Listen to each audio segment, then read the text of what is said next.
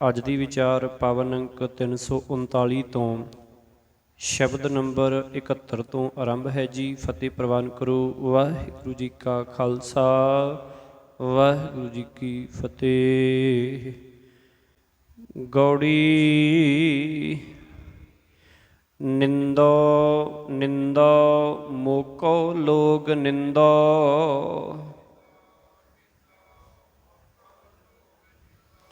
ਨਿੰਦਾ ਜਨ ਕੋ ਖਰੀ ਪਿਆਰੀ, ਨਿੰਦਾ ਬਾਪ ਨਿੰਦਾ ਮਹਤਾਰੀ। ਰਹਾਉ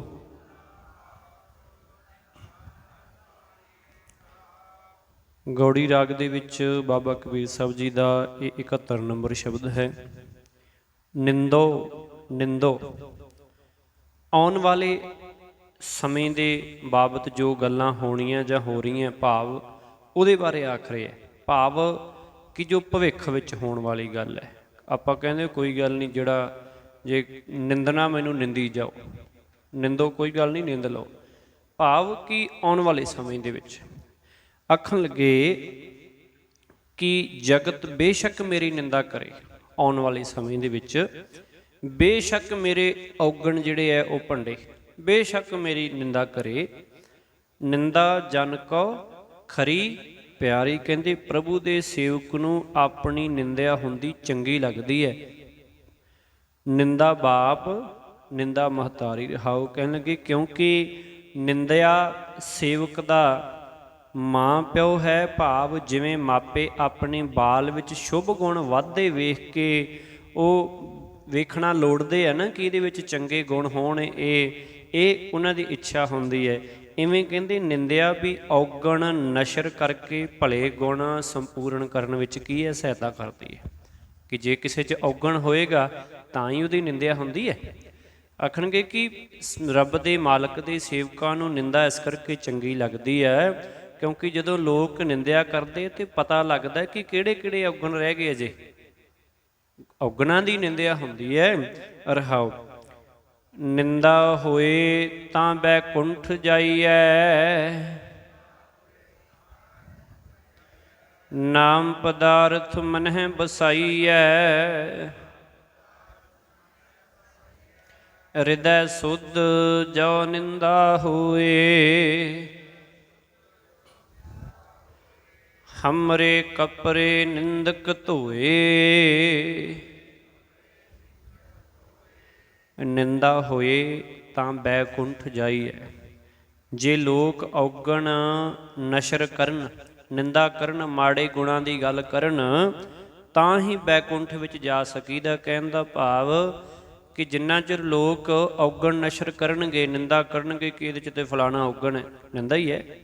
ਕਹਿਣ ਲੱਗੇ ਜਿਵੇਂ ਜਿਵੇਂ ਪਤਾ ਲੱਗੇਗਾ ਕਿ ਮੇਰੇ 'ਚ ਇਹ ਔਗਣ ਹੈ, ਫਿਰ ਉਹਨਾਂ ਔਗਣਾਂ ਨੂੰ ਕੀ ਹੈ ਮੈਂ ਦੂਰ ਕਰਾਂਗਾ। ਨਾਮ ਪਦਾਰਥ ਮਨਹਿ ਬਸਾਈਐ, ਕਿਉਂਕਿ ਇਸ ਤਰ੍ਹਾਂ ਆਪਣੇ ਔਗਣ ਛੱਡ ਕੇ ਪ੍ਰਭੂ ਦਾ ਨਾਮ ਰੂਪ ਧਨ ਮਨ ਵਿੱਚ ਵਸਾ ਸਕੀਦਾ ਹੈ। ਇਹਦੇ ਨਾਲ ਹੀ ਮਾਲਕ ਦੇ ਨਾਮ ਦੀ ਪ੍ਰਾਪਤੀ ਹੁੰਦੀ ਹੈ। ਕਿ ਜਦੋਂ ਕੋਈ ਔਗਣਾਂ ਦੀ ਗੱਲ, ਔਗਣ ਨਿੰਦਣ ਲੱਗ ਪਏ ਨਾ ਕਿ ਇਹਦੇ 'ਚ ਫਲਾਣੇ ਔਗਣ ਗਿਣਦੇ ਹੈ, ਉਦੋਂ ਫਿਰ ਉਹ ਔਗਣ ਕੀ ਹੈ ਛੱਡ ਕੇ ਮੈਂ ਮਾਲਕ ਦਾ ਨਾਮ ਪਦਾਰਥ ਰੂਪ ਜਿਹੜਾ ਹੈ ਧਨ ਉਹ ਇਕੱਠਾ ਜਿਹੜਾ ਹੈ ਕਰ ਸਕਾਂਗਾ। ਹਿਰਦੈ ਸੁਧ ਜੋ ਨਿੰਦਾ ਹੋਏ, ਕਹਿੰਦੇ ਜੇ ਹਿਰਦਾ ਸ਼ੁੱਧ ਹੁੰਦਿਆਂ ਵੀ ਸਾਡੀ ਨਿੰਦਿਆ ਹੋਵੇ, ਭਾਵ ਜੀ ਸ਼ੁੱਧ ਭਾਵਨਾ ਨਾਲ ਅਸੀਂ ਆਪਣੇ ਔਗਣ ਨਸ਼ਰ ਹੁੰਦੇ ਸੁਣੀਏ, ਹਮਰੇ ਕਪਰੇ ਨਿੰਦਕ ਧੋਏ, ਤਾਂ ਨਿੰਦਕ ਸਾਡੇ ਮਨ ਨੂੰ ਪਵਿੱਤਰ ਕਰਨ ਵਿੱਚ ਸਹਾਇਤਾ ਕਰਦਾ ਹੈ।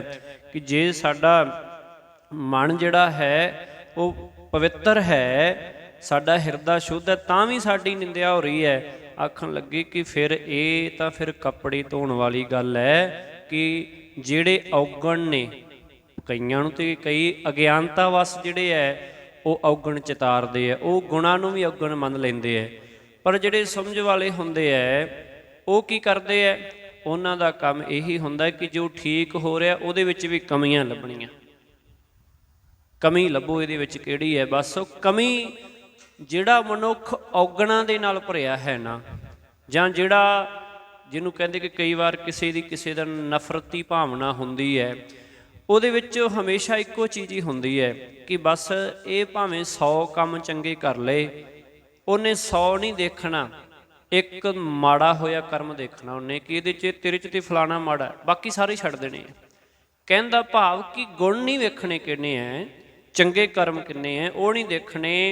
ਮਾੜੀ ਸੋਚ ਵਾਲੇ ਨੇ ਮਾੜਾ ਹੀ ਵੇਖਣਾ ਕਿ ਬਸ ਇਹ ਆਹ ਤੇਰੇ 'ਚ ਮਾੜਾ ਹੈ, ਬਲਕਿ ਬਾਕੀ ਚੰਗੇ ਕੀਤੇ ਉਹ ਵੀ ਤਾਂ ਕਿਸੇ ਗਿਣਤੀ 'ਚ ਨੇ ਨਾ, ਪਰ ਉਹ ਨਹੀਂ ਗਿਣਦਾ। ਨਿੰਦਕ ਦੀ, ਨਫ਼ਰਤੇ ਦੀ, ਲਾਗ ਡਾਟ ਵਾਲੇ ਦੀ, ਜਾਂ ਕਹਿ ਦਈਏ ਕਿ ਜਿਹੜੇ ਸਿਰਫ ਚੁੰਚ ਗਿਆਨੀ ਹੁੰਦੇ ਆ ਉਹ ਸਿਰਫ ਓਨਾ ਕੀ ਦੇਖਦੇ ਆ ਜਿੰਨਾ ਕੁ ਬੁਰਾ ਹੁੰਦਾ ਹੈ। ਉਹ ਬੜਾ ਸੋਹਣਾ ਇੱਕ ਵੀਰ ਸਮਝਾ ਰਿਹਾ ਸੀ, ਮੈਂ ਦੇਖ ਰਿਹਾ ਸੀ। ਉਹ ਕਹਿਣ ਲੱਗੇ ਕਿ ਸਕਰੀਨ ਇਹ ਸਾਹਮਣੇ ਕੀ ਲੱਗਿਆ ਹੋਇਆ, ਸਕਰੀਨ ਵੱਲ ਇਸ਼ਾਰਾ ਕਰਕੇ ਉਹਦੇ ਉੱਤੇ ਇੱਕ ਨਿੱਕਾ ਜਿਹਾ ਬਿੰਦੂ ਸੀ। ਹੁਣ ਜਦੋਂ ਕਲਾਸ 'ਚ ਬੈਠਿਆਂ ਨੂੰ ਸਾਰਿਆਂ ਨੂੰ ਸਮਝਾ ਰਹੇ, ਸਾਰੇ ਕਹਿਣ ਲੱਗੇ ਕਿ ਇਹਦੇ ਉੱਤੇ ਇੱਕ ਬਿੰਦੂ ਲੱਗਿਆ ਹੋਇਆ। ਕਹਿਣ ਲੱਗੇ ਠੀਕ ਹੈ। ਕਹਿੰਦੇ ਮੈਂ ਤੁਹਾਨੂੰ ਲੱਗਿਆ ਸੀ ਸਾਹਮਣੇ ਕੀ ਲੱਗਿਆ ਹੋਇਆ, ਕੀ ਦੇਖ ਰਹੇ ਹੋ ਸਾਹਮਣੇ? ਉਹ ਕਹਿੰਦੇ ਕਿ ਸਾਹਮਣੇ ਇੱਕ ਬਿੰਦੂ ਲੱਗਿਆ ਹੋਇਆ ਸਕਰੀਨ ਦੇ ਵਿੱਚ। ਕਹਿਣ ਲੱਗੇ ਤੁਸੀਂ ਸਿਰਫ ਬਿੰਦੂ ਵੇਖਿਆ, ਇੰਨੀ ਵੱਡੀ ਸਕਰੀਨ ਨਹੀਂ ਦਿਸੀ ਕਿ ਇੰਨਾ ਵੱਡੀ LED ਲੱਗੀ ਹੋਈ ਹੈ, ਤੁਹਾਡਾ ਧਿਆਨ ਇਹਦੇ ਤੋਂ ਹਟ ਕੇ ਸਿਰਫ ਇੱਕ ਬਿੰਦੂ ਤੇ ਗਿਆ। ਕਹਿਣ ਦਾ ਭਾਵ ਕਿ ਬਹੁਤ ਸਾਰਾ ਕੁਝ ਛੱਡ ਕੇ ਅਸੀਂ ਕਈ ਵਾਰ ਇਹ ਨਿੱਕੀ ਜਿਹੀ ਚੀਜ਼ ਤੇ ਜਾ ਕੇ ਖੜ ਜਾਂਦੇ ਹਾਂ, ਉੱਥੇ ਜਾ ਕੇ ਖਲੋ ਜਾਂਦੇ ਹਾਂ। ਕਹਿਣ ਦਾ ਭਾਵ ਇਸੇ ਤਰ੍ਹਾਂ ਅਸੀਂ ਕਈ ਵਾਰ ਮਨੁੱਖ ਦੇ ਗੁਣਾਂ ਨੂੰ ਛੱਡ ਕੇ ਉਹਦੇ ਔਗਣਾਂ ਵੱਲ ਧਿਆਨ ਜ਼ਿਆਦਾ ਦਿੰਦੇ ਹਾਂ, ਕਿਉਂਕਿ ਜੇ ਉਹ ਔਗਣ ਸਾਡੇ ਵਿੱਚ ਵੀ ਹੁੰਦੇ ਹੈ ਤੇ ਤਾਂ ਹੀ ਅਸੀਂ ਔਗਣ ਫਰੋਲਦੇ ਹਾਂ। ਜੇ ਸਾਡੇ 'ਚ ਗੁਣ ਹੋਣ ਤੇ ਅਸੀਂ ਅਗਲੇ ਦੇ ਔਗਣ ਛੱਡ ਦਿੰਦੇ ਕਿ ਕੋਈ ਗੱਲ ਨਹੀਂ, ਔਗਣ ਹੈ ਉਹ ਛੱਡ ਦੇ, ਤੇਰੇ 'ਚ ਆਹ ਗੁਣ ਹੈ, ਬਸ ਇਹਦਾ ਸਾਨੂੰ ਲਾਭ ਦੇ, ਇਹਦੇ ਨਾਲ ਜਿਹੜਾ ਆਪਣਾ ਕਰਮ ਕਰ। ਕਿਉਂਕਿ ਕਦੇ ਵੀ ਮਨੁੱਖ ਸੰਪੂਰਨ ਨਹੀਂ ਹੋ ਸਕਦਾ। ਇਹ ਤੇ ਅਭੁੱਲ ਗੁਰੂ ਕਰਤਾਰ ਹੈ, ਭੁੱਲਣ ਅੰਦਰ ਸਭ ਕੋ, ਹਰੇਕ ਭੁਲੱਕੜ ਹੈ, ਹਰੇਕ ਜਿਹੜਾ ਹੈ ਉਹਦੇ ਵਿੱਚ ਕਮੀਆਂ ਨੇ, ਕੋਈ ਵੀ ਮਨੁੱਖ ਪੂਰਾ ਨਹੀਂ ਹੋ ਸਕਦਾ। ਸਿਰਫ ਗੁਰੂ ਅਤੇ ਕਰਤਾਰ ਭਾਵ ਮਾਲਕ ਰੱਬ ਉਹ ਪੂਰਨ ਨੇ। ਇਸ ਕਰਕੇ ਇਹ ਕਹਿਣਾ ਕਿ ਕੋਈ ਪੂਰਨ ਹੋ ਸਕੇ ਇਹ ਹੋ ਨਹੀਂ ਸਕਦਾ ਮਾਲਕ ਤੋਂ ਬਿਨਾਂ, ਗੁਰੂ ਤੋਂ ਬਿਨਾਂ। ਇਸੇ ਕਰਕੇ ਜਿਹੜਾ ਹੁਣ ਨਿੰਦਕ ਹੁੰਦਾ ਹੈ ਉਹਦਾ ਕਰਮ ਹੀ ਇਹ ਹੁੰਦਾ ਹੈ ਕਿ ਉਹ ਔਗਣ ਲੱਭੇ। 100 ਗੁਣ ਛੱਡ ਕੇ ਉਹ ਤੁਹਾਡੇ ਇੱਕ ਔਗਣ ਵਾਲੇ ਧਿਆਨ ਦੇਵੇਗਾ ਕਿ ਆਹ ਔਗਣ ਹੈ ਤੇਰੇ ਵਿੱਚ, ਗੁਣਾਂ ਵੱਲ ਧਿਆਨ ਨਹੀਂ, ਕਿਉਂਕਿ ਉਹਦੇ ਅੰਦਰ ਆਪ ਔਗਣ ਹੁੰਦੇ ਹੈ। ਹਮਰੇ ਕੱਪੜੇ ਨਿੰਦਕ ਧੋਏ, ਕਹਿੰਦੇ ਤਾਂ ਨਿੰਦਕ ਸਾਡੇ ਮਨ ਨੂੰ ਧੋਣ ਲਈ, ਸ਼ੁੱਧ ਕਰਨ ਦੇ ਲਈ, ਸਾਫ਼ ਕਰਨ ਵਿੱਚ ਬੜੀ ਕੀ ਹੈ ਸਹਾਇਤਾ ਕਰਦਾ ਹੈ। ਭਾਵ ਵਿਕਾਰਾਂ ਦੀ ਜਾਂ ਔਗਣਾਂ ਦੀ ਮੈਲ ਲਾਉਣ ਵਿੱਚ ਮਦਦ ਕਰਦਾ ਹੈ। ਨਿੰਦਾ ਕਰੈ ਸੋ ਹਮਰਾ ਮੀਤ, ਨਿੰਦਕ ਮਾਹੇ ਹਮਾਰਾ ਚੀਤ, ਨਿੰਦਕ ਸੋ ਜੋ ਨਿੰਦਾ ਹੋਰੈ, ਹਮਰਾ ਜੀਵਨ ਨਿੰਦਕ ਲੋਰੈ। ਨਿੰਦਾ ਕਰੈ ਸੋ ਹਮਰਾ ਮੀਤ, ਆਖਣ ਲੱਗੇ ਜੋ ਮਨੁੱਖ ਸਾਡੀ ਨਿੰਦਾ ਕਰਦਾ ਹੈ, ਸਾਨੂੰ ਭੰਡਦਾ ਹੈ, ਸਾਡੇ ਔਗਣਾਂ ਨੂੰ ਫਰੋਲਦਾ ਹੈ, ਕਹਿੰਦੇ ਸਾਡਾ ਉਹੀ ਮਿੱਤਰ ਹੈ, ਉਹ ਮਿੱਤਰ ਹੈ ਸਾਡਾ। ਸੋ ਹਮਰਾ ਮੀਤ, ਉਹ ਸਾਡਾ ਮਿੱਤਰ ਹੈ। ਨਿੰਦਕ ਮਾਹੇ ਹਮਾਰਾ ਚੀਤ, ਕਹਿੰਦੇ ਕਿਉਂਕਿ ਸਾਡੀ ਸੁਰਤ ਵਿੱਚ, ਸਾਡੀ ਸੁਰਤ ਆਪਣੀ ਨਿੰਦਕ ਵਿੱਚ ਰਹਿੰਦੀ ਹੈ। ਭਾਵ ਅਸੀਂ ਆਪਣੀ ਨਿੰਦਕ ਦੀ ਗੱਲ ਬੜੇ ਧਿਆਨ ਨਾਲ ਸੁਣਦੇ ਹਾਂ ਕਿ ਨਿੰਦਕ ਸਾਡੀ ਕਿਹੜੀ ਨਿੰਦਾ ਕਰ ਰਿਹਾ ਹੈ, ਸਾਡੇ ਕਿਹੜੇ ਔਗਣ ਫਰੋਲ ਰਿਹਾ, ਸਾਡੇ 'ਚ ਕਿਹੜੇ ਔਗਣ ਹਨ ਜਿਹਨੂੰ ਨਿੰਦਕ ਜਿਹੜਾ ਹੈ ਉਹ ਉਜਾਗਰ ਕਰ ਰਿਹਾ, ਨਸ਼ਰ ਕਰ ਰਿਹਾ। ਪਰ ਸਮਾਜ ਵਿੱਚ ਤਾਂ ਐਸਾ ਹੁੰਦਾ ਹੀ ਨਹੀਂ। ਉਹ ਤਾਂ ਜੇ ਕੋਈ ਕਹਿ ਦੇ, ਪਤਾ ਲੱਗ ਜੇ ਮਾੜਾ ਜਿਹਾ, ਝੱਟ ਜਿਹੜਾ ਹੈ ਤੇਰੀ ਹਿੰਮਤ ਕਿਵੇਂ ਹੋਈ ਕਹਿਣ ਦੀ, ਆਖਿਆ ਕਿਵੇਂ ਤੂੰ ਮੇਰੇ ਇਹਦੇ ਬਾਰੇ, ਮੈਂ ਜੋ ਮਰਜ਼ੀ ਕਰਾਂ, ਫਲਾਣਾ ਧਮਕਾਣਾ। ਪਰ ਜਿਹੜੇ ਰੱਬ ਦੇ ਭਾਣੇ ਵਿੱਚ ਰੱਬ ਦੇ ਪਿਆਰੇ ਹੁੰਦੇ ਹੈ ਨਾ, ਉਹ ਐਸਾ ਸੁਣ ਕੇ ਖੁਸ਼ ਹੁੰਦੇ ਹੈ ਕਿ ਸ਼ੁਕਰ ਹੈ ਇਹਨੇ ਚੰਗੀ ਗੱਲ ਤਾਂ ਕੀਤੀ ਕਿ ਮੇਰੇ 'ਚ ਆਹ ਔਗਣ ਹਜੇ ਵੀ ਹੈ, ਮੈਨੂੰ ਤਾਂ ਪਤਾ ਹੀ ਨਹੀਂ ਸੀ, ਮੈਂ ਵੀ ਔਗਣ ਆਪਦਾ ਛੱਡ ਦਿਆਂ। ਪਰ ਆਮ ਮਨੁੱਖ ਹੈ ਜਿਹੜੇ ਉਹ ਇਹ ਤੋਂ ਉਲਟਾ ਕਰਦੇ ਆ। ਉਹ ਕਹਿੰਦੇ ਆ ਕਿ ਬਸ ਹੁਣ ਮੇਰੀ ਵਾਰੀ ਆ ਗਈ, ਬਸ ਹੁਣ ਤਾਂ ਮੈਂ ਆਪਦੀ ਰੀਝ ਪੂਰੀ ਕਰਾਂ। ਨਿੰਦਕ ਮਾਹੇ ਹਮਾਰਾ ਚੀਤ, ਨਿੰਦਕ ਸੋ ਜੋ ਨਿੰਦਾ ਹੋ ਰਿਹਾ। ਕਹਿੰਦੇ ਅਸਲ ਵਿੱਚ ਸਾਡਾ ਮੰਦਾ ਚਿਤਵਨ ਵਾਲਾ ਮਨੁੱਖ ਉਹ ਹੈ ਜੋ ਸਾਡੇ ਐਬ ਨਸ਼ਰ ਹੋਣੋਂ ਰੋਕਦਾ ਹੈ। ਕਹਿੰਦੇ ਨਿੰਦਕ ਸੋ ਜੋ ਨਿੰਦਾ ਹੋ ਰਿਹਾ ਤੋਂ ਭਾਵ ਰੋਕਣਾ। ਕਹਿੰਦੇ ਅਸਲ ਵਿੱਚ ਸਾਡਾ ਮੰਦਾ ਚਿਤਵਨ ਵਾਲਾ ਭਾਵ ਕਿ ਸਾਡਾ ਜਿਹੜਾ ਮੰਦਾ ਚਿਤਵਦਾ ਹੈ ਨਾ, ਅਸਲ 'ਚ ਉਹ ਹੈ ਜਿਹੜਾ ਸਾਡੇ ਐਬ ਔਗਣ ਵੀ ਹੁੰਦੇ ਆ ਨਾ, ਉਹਨੂੰ ਨਸ਼ਰ ਹੋਣ ਤੋਂ ਰੋਕਦਾ ਕਿ ਨਾ ਇਹਦੇ ਬਾਰੇ ਨਾ ਲਓ, ਇਹਦੇ ਵਿੱਚ ਫਿਰ ਕੀ ਹੋ ਗਿਆ, ਕਮੀ ਹੈ। ਤਾਂ ਕਹਿੰਦੇ ਅਸਲ ਵੱਡਾ ਨਿੰਦਕ ਉਹੀ ਹੈ, ਅਸਲ ਦੁਸ਼ਮਣ ਉਹੀ ਹੈ ਜਿਹੜਾ ਸਾਡੇ ਔਗਣਾਂ ਨੂੰ ਬਾਹਰ ਨਹੀਂ ਨਿਕਲਣ ਦਿੰਦਾ, ਸਾਡੇ ਔਗਣਾਂ ਦੀ ਗੱਲ ਨਹੀਂ ਹੋਣ ਦਿੰਦਾ। ਪਰ ਦੁਨਿਆਵੀ ਮਾਇਆਵਰੀ ਸੰਸਾਰ ਦੇ ਵਿੱਚ, ਦੁਨੀਆ ਦੇ ਵਿੱਚ ਕੀ ਹੈ, ਇਹ ਤੋਂ ਉਲਟ ਹੁੰਦਾ ਕਿ ਅਸੀਂ ਸਕਾ ਉਹਨੂੰ ਮੰਨਦੇ ਹਾਂ ਜਿਹੜਾ ਕਹਿੰਦਾ ਕਿ ਸਾਡੀ ਕਿਸੇ ਕਮੀ ਨੂੰ ਫਰੋਲੇ ਨਾ, ਅਤੇ ਜਿਹੜਾ ਕਮੀ ਨੂੰ ਫਰੋਲਦਾ ਇਹਨੂੰ ਕਹਿੰਦੇ ਇਹਨੂੰ ਨੇੜੇ ਨਾ ਆਉਣ ਦਿਓ, ਬਾਹਰ ਹੀ ਜਾਣ ਦਿਓ, ਪਰਾਂ ਹੀ ਰਹਿਣ ਦਿਓ। ਦੁਨੀਆ ਦੇ ਵਿੱਚ ਉਲਟ ਹੈ, ਪਰ ਮਾਲਕ ਦੇ ਭਾਣੇ ਵਿੱਚ ਰਹਿਣ ਵਾਲੇ ਜਿਹੜੇ ਹੈ ਉਹ ਦੁਨੀਆ ਨਾਲੋਂ ਉਲਟਾ ਸੋਚਦੇ ਹੈ। ਕਿਉਂਕਿ ਜੇ ਦੁਨੀਆ ਦੀ ਗੱਲ ਹੀ ਆ ਗਈ, ਜੇ ਮਾਇਆ ਵਾਲੀ ਗੱਲ ਹੀ, ਮਾਇਆ ਵੱਲੋਂ ਤਾਂ ਉਲਟ ਹੋਣਾ, ਪੁੱਠੇ ਹੋਣਾ, ਪਰਤਣਾ ਹੈ। ਇਸ ਕਰਕੇ ਜੀਵਨ ਵੀ ਫਿਰ ਇਸ ਤਰ੍ਹਾਂ ਹੀ ਪਰਤਦਾ ਹੈ। ਹਮਾਰਾ ਜੀਵਨ ਨਿੰਦਕ ਲੋਰੈ, ਕਹਿਣ ਲੱਗੇ ਨਿੰਦਕ ਤਾਂ ਸਗੋਂ ਇਹ ਚਾਹੁੰਦਾ ਹੈ ਕਿ ਸਾਡਾ ਜੀਵਨ ਚੰਗਾ ਬਣੇ। ਨਿੰਦਕ ਤਾਂ ਇਹੀ ਚਾਹੁੰਦਾ ਹੈ ਨਾ, ਉਹ ਔਗਣ ਤਾਂ ਹੀ ਨਸ਼ਰ ਕਰਦਾ ਹੈ ਕਿ ਇਹਦੇ 'ਚ ਫਲਾਣਾ ਔਗਣ ਹੈ, ਫਲਾਣਾ ਔਗਣ ਹੈ। ਕਹਿੰਦੇ ਉਹ ਚਾਹੁੰਦਾ ਹੈ ਕਿ ਚੰਗਾ ਬਣੇ। ਹੁਣ ਵੇਖੋ ਬਾਬਾ ਕਬੀਰ ਸਾਹਿਬ ਜੀ ਦੀ ਸੋਚ ਵੇਖੋ ਕਿ ਉਹ ਨਿੰਦਕ ਨੂੰ ਚੰਗਾ ਕਹਿ ਰਹੇ ਹੈ ਕਿ ਨਿੰਦਕ ਤਾਂ ਸਾਡਾ ਅਸਲੀ ਮਿੱਤਰ ਹੈ ਜਿਹੜਾ ਚਾਹੁੰਦਾ ਹੈ ਕਿ ਸਾਡਾ ਜੀਵਨ ਸੋਹਣਾ ਹੋ ਜਾਏ, ਕਿ ਔਗਣ ਖੋਲ੍ਹ ਰਿਹਾ ਹੈ, ਸਾਡੇ ਔਗਣ ਜਿਹੜੇ ਹੈ ਖਲਾਲ ਖਰਾਰ ਕੇ ਵੇਖ ਰਿਹਾ, ਦੱਸ ਰਿਹਾ ਹੈ ਕਿ ਆਹ ਔਗਣ ਹੈ। ਕਹਿੰਦੇ ਸਾਡਾ ਉਹ ਬਹੁਤ ਵਧੀਆ ਹੈ। ਕਹਿੰਦੇ ਨਿੰਦਕ ਚਾਹੁੰਦਾ ਹੈ ਕਿ ਅਸੀਂ ਉਹ ਔਗਣ ਛੱਡ ਦਈਏ, ਤਾਂ ਹੀ ਤੋਂ ਪ੍ਰਚਾਰ ਰਿਹਾ, ਤਾਂ ਹੀ ਤੋਂ ਕਹਿ ਰਿਹਾ, ਤਾਂ ਹੀ ਤੋਂ ਦੱਸ ਰਿਹਾ ਹੈ। ਨਿੰਦਾ ਹਮਰੀ ਪ੍ਰੇਮ ਪਿਆਰ,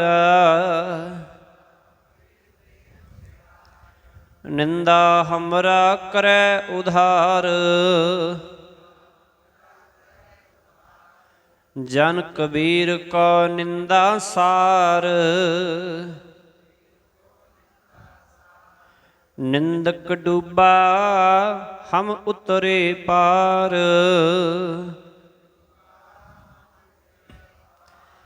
ਕਹਿੰਦੇ ਨਿੰਦਾ ਹਮਰੀ ਪ੍ਰੇਮ ਪਿਆਰ, ਕਿ ਜਿਉਂ-ਜਿਉਂ ਸਾਡੀ ਨਿੰਦਿਆ ਹੁੰਦੀ ਹੈ ਉਵੇਂ-ਉਵੇਂ ਸਾਡੇ ਅੰਦਰ ਪ੍ਰਭੂ ਦਾ ਪ੍ਰੇਮ ਪਿਆਰ ਪੈਦਾ ਹੁੰਦਾ ਹੈ। ਭਾਵ ਸਾਨੂੰ ਸਾਡੇ ਔਗਣਾਂ ਦਾ ਪਤਾ ਲੱਗਦਾ ਜਾਂਦਾ ਹੈ ਅਤੇ ਅਸੀਂ ਗੁਣਾਂ ਨੂੰ ਧਾਰਨ ਕਰਦੇ ਜਾਂਦੇ ਹਾਂ, ਭਾਵ ਮਾਲਕ ਦੇ ਭਾਣੇ ਵਿੱਚ ਹੁੰਦੇ ਜਾਂਦੇ ਹਾਂ। ਮਾਲਕ ਨਾਲ ਸਾਡਾ ਪ੍ਰੇਮ ਪਿਆਰ ਵੱਧਦਾ ਰਹਿੰਦਾ ਹੈ। ਨਿੰਦਾ ਹਮਰਾ ਕਰੈ ਉਧਾਰ, ਕਹਿੰਦੇ ਕਿਉਂਕਿ ਸਾਡੀ ਨਿੰਦਿਆ ਸਾਨੂੰ ਔਗਣਾਂ ਵੱਲੋਂ ਫਿਰ ਕੀ ਹੈ, ਬਚਾਉਂਦੀ ਹੈ। ਭਾਵ ਨਿੰਦਾ ਉਹਦੀ ਹੁੰਦੀ ਹੈ ਜਿਹੜਾ ਗਲਤ ਕਰਮ ਕਰਦਾ ਹੈ। ਕਹਿੰਦੇ ਨਿੰਦਾ ਫਿਰ ਜਦੋਂ ਸਾਡੀ ਹੁੰਦੀ ਹੈ ਤੇ ਫਿਰ ਨਿੰਦਾ ਤੋਂ ਪਤਾ ਲੱਗ ਜਾਂਦਾ ਸਾਡੇ 'ਚ ਇੰਨੇ ਔਗਣ ਹੈ, ਫਿਰ ਨਿੰਦਾ ਸਾਨੂੰ ਬਚਾਉਂਦੀ ਹੈ ਔਗਣਾਂ ਤੋਂ। ਜਨ ਕਬੀਰ ਕੋ ਨਿੰਦਾ ਸਾਰ, ਸਾਰ ਭਾਵ ਸ੍ਰੇਸ਼ਟ। ਕਹਿੰਦੇ ਸੋ ਦਾਸ ਕਬੀਰ ਲਈ, ਜਨ ਸੇਵਕ ਕਬੀਰ ਲਈ ਤਾਂ ਉਸਦੇ ਔਗਣਾਂ ਦਾ ਨਸ਼ਰ ਹੋਣਾ ਸਭ ਤੋਂ ਵਧੀਆ ਗੱਲ ਹੈ, ਚੰਗੀ ਗੱਲ ਹੈ ਜੇ ਕੋਈ ਨਿੰਦਾ ਕਰਦਾ ਹੈ, ਭਾਵ ਬੋਲਦਾ ਹੈ। ਕਿਉਂਕਿ ਜਦੋਂ ਪੂਰਨ ਹੋ ਗਏ ਫਿਰ ਤੇ ਨਿੰਦਾ ਵਾਲੀ ਗੱਲ ਰਹਿ ਨਹੀਂ ਜਾਣੀ। ਜਦੋਂ ਕਮੀਆਂ ਨੇ ਉਹਨਾਂ ਚਿਰ ਹੀ ਨਿੰਦਾ ਹੋਣੀ ਹੈ। ਕਹਿਣ ਲੱਗੇ ਇਹ ਤੇ ਬੜੀ ਵਧੀਆ ਗੱਲ ਹੈ, ਬੜੀ ਚੰਗੀ ਗੱਲ ਹੈ। ਨਿੰਦਕ ਡੂਬਾ ਹਮ ਉਤਰੇ ਪਾਰ, ਕਹਿੰਦੇ ਪਰ ਵਿਚਾਰਾ ਨਿੰਦਕ ਸਦਾ ਦੂਜਿਆਂ ਦੇ ਔਗਣਾਂ ਦੀਆਂ ਗੱਲਾਂ ਕਰ ਕਰਕੇ ਆਪ ਉਹਨਾਂ ਔਗਣਾਂ ਦੇ ਵਿੱਚ ਡੁੱਬ ਜਾਂਦਾ ਹੈ ਤੇ ਅਸੀਂ ਆਪਣੇ ਔਗਣਾਂ ਦੀ ਚੇਤਾਵਨੀ ਨਾਲ ਉਹਨਾਂ ਤੋਂ ਬਚ ਨਿਕਲਦੇ ਹਾਂ। ਔਗਣਾਂ ਦਾ ਪਤਾ ਲੱਗਣ ਤੇ ਔਗਣ ਕੀ ਹੈ, ਛੱਡ ਦਿੰਦੇ ਹਾਂ। ਪਰ ਜਿਹੜਾ ਨਿੰਦਕ ਹੁੰਦਾ ਹੈ ਉਹ ਉਹਨਾਂ ਔਗਣਾਂ ਦੇ ਵਿੱਚ ਹੀ ਉਲਝਿਆ ਰਹਿੰਦਾ ਹੈ ਤੇ ਇਸ ਸੰਸਾਰ ਰੂਪ ਮਾਇਆ ਦੇ ਵਿੱਚ, ਵਿਕਾਰਾਂ ਦੇ ਵਿੱਚ ਡੁੱਬ ਜਾਂਦਾ ਹੈ। ਰਾਜਾ ਰਾਮ ਤੂੰ ਐਸਾ ਨਿਰਭਉ ਤਰਨ ਤਾਰਨ, ਰਾਮ ਰਾਇਆ ਰਹਾਉ।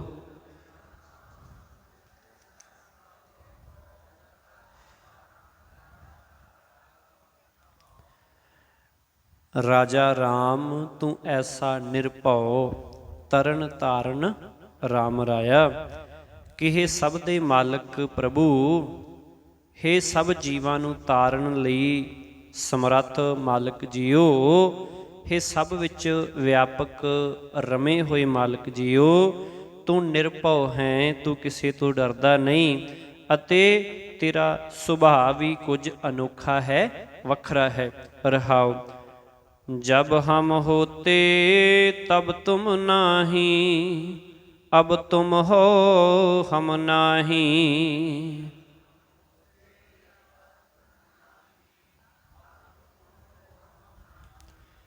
अब हम तुम एक भये हैं, एकै देखत मन पतियाही।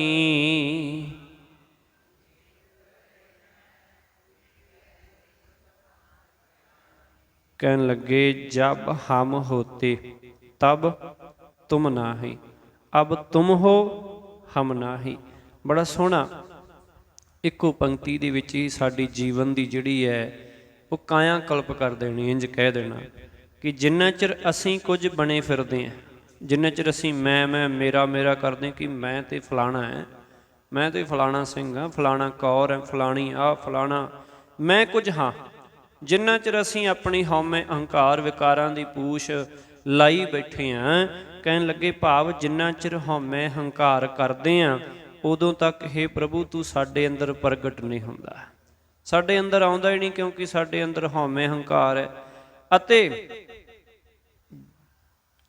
ਦੂਜੀ ਗੱਲ, ਪਰ ਜਦੋਂ ਹੁਣ ਤੂੰ ਆਪ ਸਾਡੇ ਵਿੱਚ ਨਿਵਾਸ ਕੀਤਾ, ਅਬ ਤੁਮ ਹੋ ਹਮ ਨਾਹੀ, ਕਹਿੰਦੇ ਤਾਂ ਸਾਡੇ ਵਿੱਚ ਉਹ ਪਹਿਲੀ ਹਉਮੈ ਫਿਰ ਕੀ ਹੈ, ਪਹਿਲੀ ਹਉਮੈ ਹੰਕਾਰ ਨਹੀਂ ਰਿਹਾ। ਭਾਵ ਜੋ ਸਾਡਾ ਵਿਕਾਰਾਂ ਵਾਲਾ ਜੀਵਨ ਪਹਿਲਾਂ ਸੀ, ਜਿੱਥੇ ਸਿਰਫ ਅਸੀਂ ਸੀ, ਮੈਂ ਮੇਰਾ ਮੇਰਾ ਇਤਿਆਦ ਕਰਦੇ ਰਹਿੰਦੇ ਸੀ, ਮਾਣ ਹੰਕਾਰ ਵਿੱਚ ਹੀ ਰਹਿੰਦੇ ਸੀ, ਐਵੇਂ ਫੁੱਲੇ ਫਿਰਦੇ ਸਾਂ। ਕਹਿਣ ਲੱਗੇ ਉਦੋਂ ਤੂੰ ਸਾਡੇ ਅੰਦਰ ਨਹੀਂ ਸੀ, ਪਰ ਹੁਣ ਜਦੋਂ ਤੂੰ ਹੈ ਸਾਡੇ ਅੰਦਰ, ਹੁਣ ਫਿਰ ਸਾਡੇ ਵਿੱਚ ਉਹ ਪਹਿਲਾਂ ਵਾਲਾ ਫੁਕਰਾਪਨ, ਪਹਿਲਾਂ ਵਾਲਾ ਮੈਂ ਮੇਰੀ ਹਉਮੈ ਹੰਕਾਰ ਨਹੀਂ ਰਿਹਾ, ਹੁਣ ਤੂੰ ਹੀ ਹੋ ਗਿਆ। ਅਬ ਹਮ ਤੁਮ ਏਕ ਭਏ ਹੈ, ਏਕੈ ਦੇਖਤ ਮਨ ਪਤਿਆਹੀ। ਆਖਣ ਲੱਗੇ ਕਿ ਹੁਣ हे ਪ੍ਰਭੂ ਤੂੰ ਤੇ ਅਸੀਂ ਇੱਕ ਰੂਪ ਹੋ ਗਏ ਹਾਂ, ਇੱਕੋ ਹੀ ਹੋ ਗਏ। ਜਦੋਂ ਅਸੀਂ ਤੂੰ ਤੇ ਮੈਂ ਇੱਕ ਹੋ ਗਏ ਹਾਂ ਤੇ ਹੁਣ ਤੈਨੂੰ ਵੇਖ ਕੇ ਸਾਡਾ ਮਨ ਮੰਨ ਗਿਆ, ਪਤੀਜ ਗਿਆ ਕਿ ਤੂੰ ਹੀ ਤੂੰ ਹੈ, ਤੈਥੋਂ ਵੱਖਰੇ ਅਸੀਂ ਕੁਝ ਵੀ ਨਹੀਂ ਹਾਂ। ਭਾਵ ਸਭ ਕੁਝ ਤੂੰ ਹੀ ਹੈ। ਜਬ ਬੁੱਧ ਹੋਤੀ ਤਬ ਬਲ ਕੈਸਾ, ਅਬ ਬੁੱਧ ਬਲ ਨਾ ਖਟਾਈ।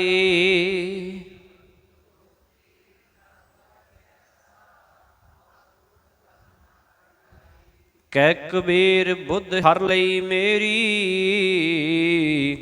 ਬੁੱਧ ਬਦਲੀ ਸਿਧ ਪਾਈ।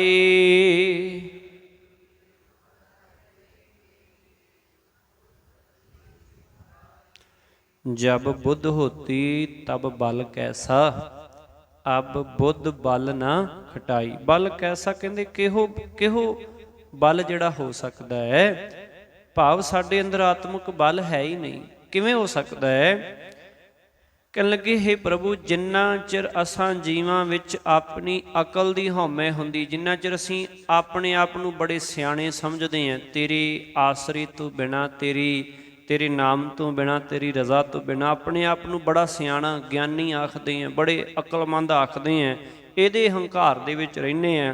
कहंदे उन्ना चिर साडे विच कोई आत्मक बल नहीं हुंदा, भाव साडे अंदर कोई आत्मक ताकत नहीं हुंदी, भाव सहमे सहमे रहिंदे हैं। पर हुण जदों तूं आप साडे विच आ प्रगटिया है, अब बुद्ध बल ना खटाई। कहते हुण साडी अपनी अकल ते बल दा फिर की है, ये खोट नहीं रही, ये मान ये हंकार सानू नहीं रहा, ना अपनी बुद्धि दा ना अपने बल दा, क्योंकि हुण साडे च तू आ गया, इस करके सब कुछ तू ही हो गया। कह कबीर बुद्ध हर लई मेरी, बुद्ध बदली सिद्ध पाई।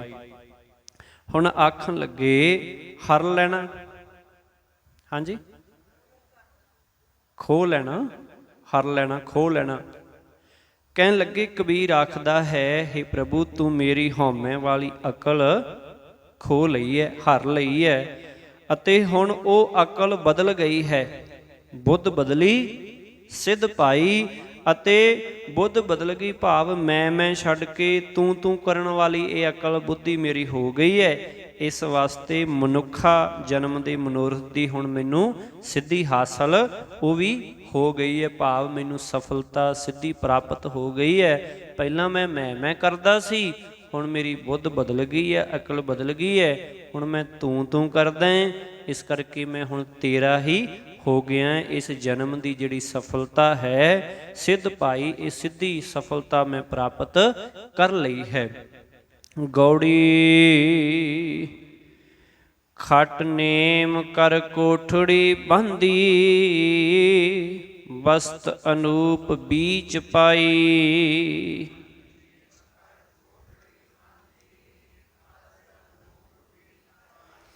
ਕੁੰਜੇ ਕੁਲਫ ਪ੍ਰਾਨ ਕਰ ਰਾਖੇ, ਕਰਤੇ ਬਾਰ ਨ ਲਾਈ।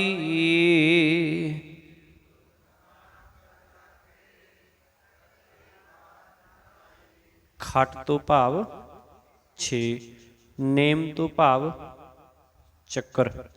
ਪਿੱਛੇ ਜੋਗ ਮਤ ਦੀ ਗੱਲ ਆਈ ਹੈ, ਬਾਬਾ ਕਬੀਰ ਸਾਹਿਬ ਜੀ ਨੇ ਕੀਤੀ, 6 ਚੱਕਰਾਂ ਦੀ ਗੱਲ ਆਈ ਸੀ ਉਹਦੇ ਵਿੱਚ। ਹੁਣ ਇਸੇ ਤਰ੍ਹਾਂ ਖਟ ਚੱਕਰ ਭਾਵ 6 ਚੱਕਰ ਜਿਹੜੇ ਉਹ ਮੰਨਦੇ ਆ ਕਿ ਸਾਡੇ ਸਰੀਰ ਦੇ ਵਿੱਚ ਹੁੰਦੇ ਆ। ਆਖਣ ਲੱਗੇ ਕਿ 6 ਚੱਕਰ ਬਣਾ ਕੇ ਪ੍ਰਭੂ ਨੇ ਇਹ ਮਨੁੱਖਾ ਸਰੀਰ ਰੂਪ ਨਿੱਕਾ ਜਿਹਾ ਘਰ ਰਚ ਦਿੱਤਾ ਹੈ। ਖਟ ਨੇਮ ਕਰ ਕੋਠੜੀ ਬੰਦੀ, ਕੋਠੜੀ ਬੰਨ ਦਿੱਤੀ ਹੈ, ਬਣਾ ਦਿੱਤੀ ਹੈ। ਬਸਤ ਅਨੂਪ ਬੀਚ ਪਾਈ, ਬੀਚ ਤੋਂ ਭਾਵ ਵਿੱਚ। ਆਖਣ ਲੱਗੇ ਇਸ ਘਰ ਵਿੱਚ ਆਪਣੀ ਆਤਮਿਕ ਜੋਤ ਰੂਪ ਅਚਰਜ ਵਸਤੂ ਜਿਹੜੀ ਹੈ ਉਹ ਰੱਖ ਦਿੱਤੀ ਹੈ, ਟਿਕਾ ਦਿੱਤੀ, ਭਾਵ ਆਪਣਾ ਜੋਤ ਰੂਪ ਅੰਸ਼ ਵਿੱਚ ਇਹਦੇ ਪਾ ਦਿੱਤਾ ਹੈ। ਹੁਣ ਕੀ ਹੈ, ਗੱਲ ਜੋਗੀਆਂ ਦੇ ਹਿਸਾਬ ਨਾਲ ਕਰ ਰਹੇ ਹੈ, ਪਰ ਇਹ ਨਹੀਂ ਕਿ ਹੁਣ 6 ਚੱਕਰ ਹੁੰਦੇ ਆ। ਇਹ ਜੋਗੀਆਂ ਦਾ ਮਤ ਹੈ, ਜੋਗੀ ਮੰਨਣ ਇਸ ਗੱਲ ਨੂੰ, ਸਿੱਖਾਂ ਵਾਸਤੇ ਜਾਂ ਗੁਰੂ ਗ੍ਰੰਥ ਸਾਹਿਬ ਜੀ ਨੂੰ ਮੰਨਣ ਵਾਲਿਆਂ ਵਾਸਤੇ ਨਹੀਂ ਹੈ। ਕੁੰਜੀ ਕੁਲਫ ਪ੍ਰਾਨ ਕਰ ਰੱਖੇ, ਕਰਤੇ ਬਾਰ ਨਾ ਲਾਈ। ਬਾਰ ਨਾ ਲਾਈ ਤੋਂ ਭਾਵ ਦੇਰ ਨਾ ਲਾਈ। ਆਖਣ ਲੱਗੇ ਕੁੰਜੀ ਕੁਲਫ ਭਾਵ, ਕੁਲਫ ਤੋਂ ਭਾਵ ਹੁੰਦਾ ਜਿੰਦਰਾ। ਆਖਣ ਲੱਗੇ ਇਸ ਘਰ ਦਾ ਜਿੰਦਰਾ ਕੁੰਜੀ ਪ੍ਰਭੂ ਨੇ ਪ੍ਰਾਣਾਂ ਨੂੰ ਹੀ ਬਣਾ ਦਿੱਤਾ ਹੈ, ਕਿ ਜਿਹੜੇ ਪ੍ਰਾਣ ਨੇ ਸਵਾਸ ਚੱਲਦੇ ਨੇ ਸਰੀਰ ਦੇ ਵਿੱਚ, ਕੁੰਜੀ ਤੇ ਜਿੰਦਰਾ ਇਹਨਾਂ ਨੂੰ ਹੀ ਬਣਾ ਦਿੱਤਾ ਹੈ। ਤੇ ਇਹ ਖੇਡ ਬਣਾਉਂਦਿਆਂ ਉਹ ਚਿਰ ਨਹੀਂ ਲਾਉਂਦਾ, ਕਰਤੇ ਬਾਰ ਨਾ ਲਈ, ਨਾ ਉਹ ਦੇਰ ਨਹੀਂ ਲਾਉਂਦਾ। ਬੜੇ ਥੋੜੇ ਜਿਹੇ ਸਮੇਂ ਦੇ ਵਿੱਚ ਹੀ ਜਿਹੜਾ ਇਹ ਸਰੀਰ ਰੂਪ ਕੋਠੜੀ ਬਣਾ ਦਿੰਦਾ ਹੈ। ਇਹਦੇ ਵਿੱਚ ਜਿਹੜਾ ਹੈ ਕੁੰਜੀ ਅਤੇ ਜਿੰਦਰੇ ਦੇ ਵਾਂਗ ਰੂਪ ਦੇ ਵਿੱਚ ਜਿਹੜਾ ਸਵਾਸ ਪਾ ਦਿੰਦਾ ਹੈ। ਇਹ ਕਰਮ ਕਰਨ ਨੂੰ ਉਹ ਬਾਰ ਨਹੀਂ ਲਾਉਂਦਾ, ਦੇਰ ਨਹੀਂ ਲਾਉਂਦਾ। ਅਬ ਮਨ ਜਾਗਤ ਰਹੋ ਰੇ ਪਾਈ, ਗਾਫਲ ਹੋਏ ਕੈ ਜਨਮ ਗਵਾਇਓ, ਚੋਰ ਮੁਸੈ ਘਰ ਜਾਈ ਰਹਾਓ।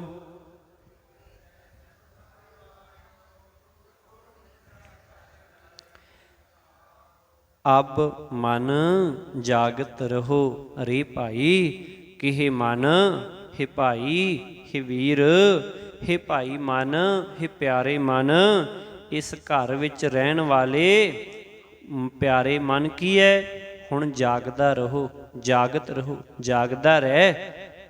ਗਾਫਲ ਹੋਏ ਕੈ ਜਨਮ ਗਵਾਇਓ, ਚੋਰ ਮੁਸੈ ਘਰ ਜਾਈ। ਕਹਿੰਦੇ ਗਾਫਲ ਹੋਣਾ, ਬੇਪਰਵਾਹ ਹੋ ਜਾਣਾ। ਅਤੇ ਆਖਣ ਲੱਗੇ ਮੁਸੈ, ਹਾਂਜੀ ਮੁਸੈ ਘਰ, ਚੋਰ ਮੁਸੈ ਘਰ ਭਾਵ ਲੁੱਟਣਾ, ਲੁੱਟਣ ਵਾਲਾ ਚੋਰ। ਆਖਣ ਲੱਗੇ ਕਿ ਬੇਪਰਵਾਹ ਹੋ ਕੇ ਤੂੰ ਹੁਣ ਤੱਕ ਜੀਵਨ ਅਜਾਈਂ ਗਵਾ ਲਿਆ, ਜਨਮ ਗਵਾਇਓ। ਕਹਿੰਦੇ ਗਾਫਲ ਹੋ ਕੇ, ਬੇਪਰਵਾਹ ਹੋ ਕੇ, ਬੜਾ ਬੇਪਰਵਾਹ ਜਾ ਰਿਹਾ ਇਹਦੇ ਵੱਲੋਂ, ਤੇ ਤੂੰ ਇਹ ਸਮਾਂ ਸਾਰਾ ਅਜਾਈਂ ਐਵੇਂ ਵਿਅਰਥ ਗਵਾ ਲਿਆ। ਚੋਰ ਮੁਸੈ ਘਰ ਜਾਈ, ਜੇ ਕੋਈ ਵੀ ਗਾਫਲ ਹੁੰਦਾ ਤੇ ਚੋਰ ਜਾ ਕੇ ਉਸ ਦਾ ਘਰ ਕੀ ਹੈ, ਲੁੱਟ ਲੈਂਦਾ। ਕਹਿਣ ਲੱਗੇ ਐਵੇਂ ਹੀ ਜਿਹੜਾ ਹੈ ਤੇਰਾ ਜੀਵਨ ਲੁੱਟਿਆ ਜਾ ਰਿਹਾ ਹੈ। ਇਸ ਕਰਕੇ ਗਾਫਲ ਨਾ ਹੋ, ਇਸ ਕਰਕੇ ਬੇਪਰਵਾਹ ਨਾ ਹੋ। ਰਹਾਓ ਪੰਚ ਪਹਿਰੂਆ ਦਰ ਮਹਿ ਰਹਤੇ, ਤਿਨਕਾ ਨਹੀਂ ਪਤਿਆਰਾ।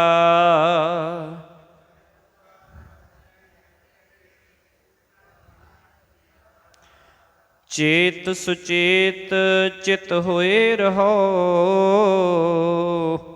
ਤੋ ਲੈ ਪਰਗਾਸ ਉਜਾਰਾ।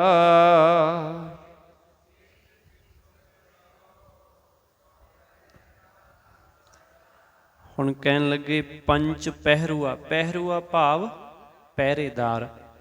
ਦਰ ਮਹਿ ਰਹਤੇ, ਕਹਿੰਦੇ ਦਰ ਤੇ ਖਲੋਤੇ ਰਹਿੰਦੇ ਐ, ਖੜੇ ਰਹਿੰਦੇ ਐ। ਤਿਨਕਾ ਨਹੀਂ ਪਤਿਆਰਾ। ਪਤਿਆਰਾ ਤੋਂ ਭਾਵ ਇਤਬਾਰ ਹੋਣਾ, ਭਰੋਸਾ ਹੋਣਾ। ਆਖਣ ਲੱਗੇ ਕਿ ਪੰਚ ਪਹਿਰੂ, ਇਹ ਪੰਜ ਪਹਿਰੇਦਾਰ ਕਿਹੜੇ ਕਿਹੜੇ ਐ? ਇਹ ਪੰਜੇ ਗਿਆਨ ਇੰਦਰੀ ਜਿਹੜੇ ਅੱਖਾਂ, ਕੰਨ, ਨੱਕ, ਜੀਭ ਅਤੇ ਚਮੜੀ, ਇਹ ਪੰਜ ਸਾਡੇ ਗਿਆਨ ਇੰਦਰੀ ਹੈ। ਅੱਖਾਂ ਵੀ ਕੀ ਹੈ? ਗਿਆਨ ਪ੍ਰਾਪਤ ਕਰਦੀਆਂ। ਕੰਨ ਵੀ ਕੀ ਹੈ? ਕੰਨ ਸੁਣ ਕੇ ਗਿਆਨ ਪ੍ਰਾਪਤ ਕਰਦੇ ਹੈ। ਨੱਕ ਕੀ ਹੈ? ਇਹ ਸੁੰਘ ਕੇ ਗਿਆਨ ਪ੍ਰਾਪਤ ਕਰਦਾ। ਸੁੰਘ ਲੈਂਦਾ ਨਾ, ਇਹ ਖੁਸ਼ਬੂ ਆ ਰਹੀ ਹੈ ਕਿ ਦੁਰਗੰਧ ਆ ਰਹੀ ਹੈ, ਇਹ ਦੱਸ ਦਿੰਦਾ ਉਸੇ ਵੇਲੇ ਕੋਈ ਗੈਸ ਲੀਕ ਹੋ ਰਹੀ ਹੈ ਜਾਂ ਕੁਝ ਵੀ, ਉਸੇ ਵੇਲੇ ਪਤਾ ਲੱਗ ਜਾਂਦਾ। ਇਹ ਵੀ ਕੀ ਹੈ? ਗਿਆਨ ਇੰਦਰ ਹੈ। ਜੀਭ, ਇਹਦੇ ਉੱਤੇ ਕੋਈ ਵੀ ਚੀਜ਼ ਰੱਖੀਏ ਉਸੇ ਵੇਲੇ ਦੱਸ ਦਿੰਦੀ ਕਿ ਮਿੱਠੀ ਹੈ, ਕੌੜੀ ਹੈ, ਨਮਕੀਨ ਹੈ ਜਾਂ ਕੀ ਹੈ, ਉਸੇ ਵੇਲੇ ਦੱਸ ਦਿੰਦੀ। ਇਹ ਵੀ ਕੀ ਹੈ? ਗਿਆਨ ਇੰਦਰ ਹੈ। ਪੰਜਵਾਂ ਹੈ ਚਮੜੀ। ਕੋਈ ਵੀ ਚੀਜ਼ ਸਪਰਸ਼ ਹੁੰਦੀ ਹੈ, ਤੱਤੀ ਹੈ, ਠੰਡੀ ਹੈ ਜਾਂ ਕਿਸ ਤਰ੍ਹਾਂ, ਜਦੋਂ ਵੀ ਕੁਝ ਨੇੜੇ ਆਉਂਦਾ ਉਸੇ ਵੇਲੇ ਨਾਲ ਦੀ ਨਾਲ ਇਹ ਦੱਸ ਦਿੰਦੀ ਹੈ ਕਿ ਇਹ ਕੀ ਹੈ। ਭਾਵ ਇਹ ਸਾਡੇ ਪੰਜ ਗਿਆਨ ਇੰਦਰੇ ਨੇ। ਆਖਣ ਲੱਗੇ ਕਿ ਇਹਨਾਂ ਪੰਜਾਂ ਰਾਹੀਂ ਬਾਹਰਲੇ ਪਦਾਰਥਾਂ ਦੀ ਖਬਰ ਦਿਮਾਗ ਵਿੱਚ ਅਪੜਦੀ ਹੈ। ਸਰੀਰ ਨੂੰ ਕਿਸੇ ਤਰ੍ਹਾਂ ਦਾ ਖਤਰਾ ਆਉਂਦਾ ਹੋਵੇ ਤਾਂ ਵੀ ਇਹਨਾਂ ਰਾਹੀਂ ਪਤਾ ਲੱਗਦਾ। ਸਿਰਫ ਇਹਨਾਂ ਰਾਹੀਂ ਪਤਾ ਲੱਗਦਾ। ਚਮੜੀ ਨਾਲ ਟੱਚ ਹੋਏਗਾ ਤਾਂ ਪਤਾ ਲੱਗੇਗਾ। ਅੱਖਾਂ ਦੇਖ ਲੈਣਗੀਆਂ, ਕੰਨ ਸੁਣ ਲੈਣਗੇ ਅਤੇ ਨੱਕ ਸੁੰਘ ਲਏਗਾ ਤੇ ਜੀਭ ਜਿਹੜੀ ਹੈ ਉਹ ਸਵਾਦ ਦੇਖ ਲਏਗੀ। ਆਖਣ ਲੱਗੇ ਪਰ ਕਿਸੇ ਚਸਕੇ ਵੱਲ, ਕਿਸੇ ਵਿਕਾਰ ਵੱਲ ਪ੍ਰੇਰਨਾ ਵੀ ਇਹਨਾਂ ਦੀ ਰਾਹੀਂ ਹੁੰਦੀ ਹੈ। ਕਹਿੰਦੇ ਮਨੁੱਖ ਗਲਤ ਪਾਸੇ ਵੀ ਇਹਨਾਂ ਰਾਹੀਂ ਲੱਗਦਾ ਹੈ। ਮਾੜੀਆਂ ਗੱਲਾਂ ਸੁਣ ਕੇ, ਮਾੜਾ ਕੁਝ ਦੇਖ ਕੇ, ਮਾੜਾ ਕੁਝ ਸੁੰਘ ਕੇ, ਇਸੇ ਤਰ੍ਹਾਂ ਸਪਰਸ਼ ਕਰਕੇ ਕਿਸੇ ਵੀ ਤਰੀਕੇ ਨਾਲ। ਕਹਿਣ ਲੱਗੇ ਅੱਖਾਂ ਪਰਾਇਆ ਰੂਪ ਤੱਕਣ ਵਿੱਚ ਫਸੀਆਂ ਹੋਈਆਂ ਨੇ ਤੇ ਨੇਕ ਜੀਵਨ ਲਈ ਪਹਿਰਾ ਦੇਣ ਦੀ ਥਾਂ ਫਿਰ ਇਹ ਮਾੜੇ ਪਾਸੇ ਵੱਲ ਲੈ ਕੇ ਜਾਣਗੀਆਂ ਜੇ ਇਹ ਗਲਤ ਵੇਖਣਾ ਸ਼ੁਰੂ ਕਰ ਦਿੱਤਾ। ਇਸੇ ਤਰ੍ਹਾਂ ਸਰੀਰ ਦੇ ਬਾਕੀ ਗਿਆਨ ਇੰਦਰੀ ਵੀ ਜਿਹੜੇ ਹੈ, ਜੇ ਇਹਨਾਂ ਦਾ ਧਿਆਨ ਗਲਤ ਪਾਸੇ ਚਲਾ ਗਿਆ ਤੇ ਫਿਰ ਇਹ ਗਲਤ ਪਾਸੇ ਲੈ ਕੇ ਜਾਣਗੇ। ਕਹਿੰਦੇ ਇਸ ਕਰਕੇ ਕੀ ਹੈ, ਇਹ ਜਿਹੜੇ ਪੰਜ ਪਹਿਰੇਦਾਰ ਨੇ ਇਸ ਸਰੀਰ ਰੂਪ ਘਰ ਦੇ ਦਰਵਾਜ਼ੇ ਤੇ ਉੱਤੇ ਰਹਿੰਦੇ ਨੇ। ਇਹਨਾਂ ਦਾ ਕੋਈ ਇਤਬਾਰ ਨਹੀਂ ਹੈ, ਕੋਈ ਭਰੋਸਾ ਨਹੀਂ ਹੈ ਕਿ ਇਹ ਚੰਗੇ ਪਾਸੇ ਲੈ ਕੇ ਜਾਣਗੇ ਕਿ ਨਹੀਂ ਲਾਣਗੇ। ਇਹ ਕੋਈ ਪਤਾ ਨਹੀਂ ਇਹਨਾਂ ਦਾ। ਕਹਿੰਦੇ ਜੇ ਗਲਤ ਪਾਸੇ ਚਲੇ ਗਏ ਤੇ ਇਹਨਾਂ ਫਿਰ ਗਲਤੀ ਦੇਖਣਾ ਹੈ। ਆਦਤ ਹੁੰਦੀ ਹੈ ਨਾ ਜੀਵਨ ਦੀ ਕਿ ਜਿਸ ਦੇ ਅੰਦਰ ਜੋ ਹੁੰਦਾ ਹੈ ਉਹ ਉਹੋ ਹੀ ਵੇਖਦਾ ਹੈ, ਉਹਨੂੰ ਉਹੋ ਹੀ ਦਿਸਦਾ ਹੈ, ਹੋਰ ਕੁਝ ਦਿਸਦਾ ਹੀ ਨਹੀਂ। ਇਸੇ ਕਰਕੇ ਬਾਬਾ ਕਬੀਰ ਸਾਹਿਬ ਜੀ ਪਿੱਛੇ ਦੱਸ ਕੇ ਆਏ ਹੁਣੇ ਸ਼ਬਦ ਦੇ ਅੰਦਰ ਕਿ ਨਿੰਦਾ ਕਰਨ ਵਾਲੇ ਨੂੰ ਨਿੰਦਾ ਹੀ, ਉਹਨੂੰ ਔਗਣਾ ਵਾਲੇ ਨੂੰ ਔਗਣ ਹੀ ਦਿਸਦੇ ਹੈ। ਉਹ ਔਗਣ ਹੀ ਭਾਲਦਾ ਰਹਿੰਦਾ। ਉਹ ਗੁਣਾਂ ਦੇ ਵਿੱਚ ਵੀ ਗੁਣਾਂ ਨੂੰ ਵੀ ਫਰੋਲਦਾ ਰਹਿੰਦਾ। ਬੜੀ ਬਰੀਕੀ ਦੇ ਨਾਲ ਗੁਣਾਂ ਨੂੰ ਫਰੋਲਦਾ ਹੈ ਕਿ ਇਹਦੇ 'ਚ ਕੋਈ ਔਗਣ ਲੱਭ ਹੀ ਜਾਏ। ਚੇਤ ਸੁਚੇਤ ਚਿਤ ਹੋਏ ਰਹੋ, ਤੋ ਲੈ ਪ੍ਰਗਾਸ ਉਜਾਰਾ। ਕਹਿੰਦੇ ਹੁਸ਼ਿਆਰ ਹੋ ਕੇ ਰਹਿ, ਸੁਚੇਤ ਹੋ ਕੇ ਰਹਿ ਅਤੇ ਮਾਲਕ ਨੂੰ ਚੇਤੇ ਰੱਖ ਤਾਂ ਕਿ ਤੇਰੇ ਅੰਦਰ ਪ੍ਰਭੂ ਦੀ ਆਤਮਿਕ ਜੋਤ ਦਾ ਚਾਨਣ ਜਿਹੜਾ ਉਹ ਨਿਖਰ ਆਵੇਗਾ। ਇਹ ਤਾਂ ਹੈ ਜੇ ਤੂੰ ਸੁਚੇਤ ਹੋ ਕੇ ਰਹੇਂਗਾ, ਜੇ ਇਹਨਾਂ ਪਹਿਰੇਦਾਰਾਂ ਦਾ ਵੀ ਧਿਆਨ ਰੱਖੇਂਗਾ ਤਾਂ ਕਿ ਇਹ ਠੀਕ ਤਰ੍ਹਾਂ ਦੇ ਨਾਲ ਜਿਹੜਾ ਹੈ ਆਪਣਾ ਕਰਮ ਨਿਭਾ ਰਹੇ ਨੇ। ਨੌ ਘਰ ਦੇਖ ਜੋ ਭੁੱਲੀ, ਨੌ ਘਰ ਦੇਖ ਜੋ ਕਾਮਨ ਭੁੱਲੀ, ਬਸਤ ਅਨੂਪ ਨ ਪਾਈ।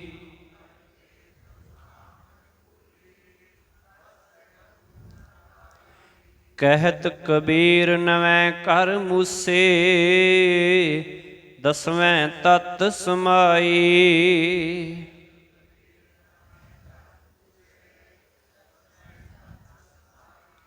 ਕਾਮਣ ਭਾਵ ਇਹ ਜਿੰਦ, ਇਹ ਜੀਵ ਇਸਤਰੀ। ਆਖਣ ਲੱਗੇ ਨੌ ਘਰ ਦੇਖ ਜੋ ਕਾਮਨ ਭੁੱਲੀ, ਬਸਤ ਅਨੂਪ ਨਾ ਪਾਈ। ਕਹਿੰਦੇ ਜਿਹੜੀ ਜੀਵ ਇਸਤਰੀ ਸਰੀਰ ਦੇ 9 ਘਰਾਂ ਭਾਵ 9 ਗੋਲਕਾਂ ਜੋ ਸਰੀਰਕ ਕਿਰਿਆ ਦੇ ਚਲਾਣ ਲਈ ਹਨ ਨੂੰ ਵੇਖ ਕੇ ਆਪਣੇ ਅਸਲ ਮਨੋਰਥ ਵੱਲੋਂ ਕੀ ਹੈ ਭੁੱਲ ਜਾਂਦੀ ਹੈ, ਖੁੰਝ ਜਾਂਦੀ ਹੈ, ਖੁਆਰ ਹੋ ਜਾਂਦੀ ਹੈ। ਆਖਣ ਲੱਗੇ ਉਸ ਨੂੰ ਜੋਤ ਰੂਪ ਮਾਲਕ ਦੀ ਅੰਦਰੋਂ ਜਿਹੜੀ ਹੈ ਅਚਰਜ 'ਚ ਹੈ ਜਿਹੜੀ ਵਸਤੂ ਹੈ ਉਹ ਨਹੀਂ ਲੱਭਦੀ, ਭਾਵ ਉਸ ਦਾ ਧਿਆਨ ਅੰਦਰ ਵਸਦੀ ਜੋਤ ਵੱਲ ਨਹੀਂ ਜਾਂਦਾ। ਕਿ ਜਿਸ ਜਿੰਦ ਦਾ, ਜਿਸ ਸਰੀਰ ਦਾ, ਜਿਸ ਮਨੁੱਖ ਦਾ, ਜਿਸ ਜੀਵ ਇਸਤਰੀ ਦਾ ਧਿਆਨ ਸਿਰਫ ਇਹ 9 ਗੋਲਕਾਂ ਵਾਲੀ ਹੈ ਜੋ ਦਿਸਦੇ ਨੇ, 2 ਅੱਖਾਂ, ਨੱਕ, ਮੂੰਹ, ਕੰਨ ਅਤੇ ਬਾਕੀ 2 ਜਿਹੜੇ ਹੈ ਉਹ ਮਲ ਮੂਤਰ ਦੇ ਰਸਤੇ, ਕਿ ਸਾਰੇ ਇਹਨਾਂ 9 ਵੱਲ ਹੀ ਧਿਆਨ ਰਹਿੰਦਾ ਕਿ ਉਹ ਕੀ ਹੈ। ਫਿਰ ਇਹਨਾਂ ਨੂੰ ਵੇਖ ਕੇ 10ਵੇਂ ਵੱਲੋਂ ਭਾਵ ਕਿ ਜਿਹੜੀ ਅਸਲ ਦੇ ਵਿੱਚ ਅੰਦਰ ਜੋਤ ਵਸਦੀ ਉਹਦੇ ਵੱਲੋਂ ਕੀ ਹੈ ਖੁੰਝ ਜਾਂਦੀ ਹੈ, ਭੁੱਲ ਜਾਂਦੀ ਹੈ, ਉਹਦੇ ਵੱਲ ਉਹਦਾ ਧਿਆਨ ਨਹੀਂ ਜਾਂਦਾ। ਭਾਵ ਜਿਹੜੀ ਜਿੰਦ, ਜਿਹੜੀ ਜੀਵ ਇਸਤਰੀ ਸਿਰਫ ਸਰੀਰ ਤੇ ਧਿਆਨ ਦਿੰਦੀ ਹੈ, ਅੰਦਰ ਨਹੀਂ ਧਿਆਨ ਦਿੰਦੀ। ਕਹਿਤ ਕਬੀਰ ਨਵੇਂ ਘਰ ਮੂਸੇ 10ਵੇਂ ਤੱਤ ਸਮਾਈ। ਕਹਿੰਦੇ ਜਦੋਂ 9 ਹੀ ਗੋਲਕਾਂ ਠੱਗੀਆਂ ਜਾਂਦੀਆਂ ਨੇ, 9 ਹੀ ਘਰ ਵਸ ਵਿੱਚ ਆ ਜਾਂਦੇ ਨੇ, ਤਾਂ 10ਵੇਂ ਘਰ ਵਿੱਚ ਕੀ ਹੈ ਦੁਆਰ ਵਿੱਚ, ਦਿਮਾਗ ਵਿੱਚ ਸੋਚ ਵਿਚਾਰ ਦਾ ਕੰਮ ਮਨੁੱਖ ਦੇ ਦਿਮਾਗ ਨੇ ਫਿਰ ਕੀ ਹੈ ਕੁਦਰਤ ਨੇ ਸੌਂਪਿਆ। ਹੁਣ ਕਹਿੰਦਾ ਭਾਵ ਕਬੀਰ ਆਖਦਾ ਹੈ ਜਦੋਂ ਇਹ 9 ਹੀ ਘਰ ਜਿਹੜੇ ਹੈ ਮੁੱਸੇ ਜਾਂਦੇ ਹੈ, ਠੱਗੇ ਜਾਂਦੇ ਹੈ, ਭਾਵ ਵਸ ਵਿੱਚ ਆ ਜਾਂਦੇ ਹੈ, ਇਹਨਾਂ ਨੂੰ ਕਾਬੂ ਕਰ ਲਿਆ ਜਾਂਦਾ ਹੈ, ਤਾਂ ਪ੍ਰਭੂ ਦੀ ਜੋਤ 10ਵੇਂ ਘਰ ਵਿੱਚ ਟਿਕ ਜਾਂਦੀ ਹੈ। ਭਾਵ ਸਾਡੀ ਸੁਰਤ ਸੋਚ ਮੰਡਲ ਵਿੱਚ ਟਿਕ ਜਾਂਦੀ ਹੈ, ਸਾਡੇ ਅੰਦਰ ਹੀ ਉਹਦਾ ਟਿਕਾ ਹੋ ਜਾਂਦਾ ਹੈ। ਭਾਵ ਉਦੋਂ ਅੰਦਰ ਵਸਦੇ ਮਾਲਕ ਦੀ ਹੋਂਦ ਦੀ ਵਿਚਾਰ ਜੀਵ ਨੂੰ ਫਿਰ ਕੀ ਹੈ ਸਮਝ ਆਉਂਦੀ ਹੈ, ਉਹਦੇ ਬਾਰੇ ਗਿਆਨ ਹੋ ਜਾਂਦਾ ਹੈ। ਅਤੇ ਇਸੇ ਤਰ੍ਹਾਂ ਫਿਰ ਕੀ ਹੈ ਮਾਲਕ ਦੀ ਯਾਦ ਵਿੱਚ ਫਿਰ ਇਹ ਸੁਰਤ ਟਿਕਦੀ ਹੈ। ਭਾਵ ਕਿ ਸਾਡੇ ਇਹ 9 ਜਿਹੜੇ ਦਰਵਾਜ਼ੇ ਨੇ, ਜਾਂ ਭਾਵ ਇਹ ਸਾਰੇ ਕੀ ਹੈ ਇਹ 10ਵੇਂ ਦੇ ਵਿੱਚ ਫਿਰ ਟਿਕ ਜਾਂਦੇ ਆ, ਸਾਰਿਆਂ ਦਾ ਧਿਆਨ ਫਿਰ ਉਧਰ ਚਲਾ ਜਾਂਦਾ ਹੈ। ਗੌੜੀ ਮਾਈ ਮੋਹਿ ਅਵਰ ਨਾ ਜਾਣਿਓ ਅਨਾਨਾ,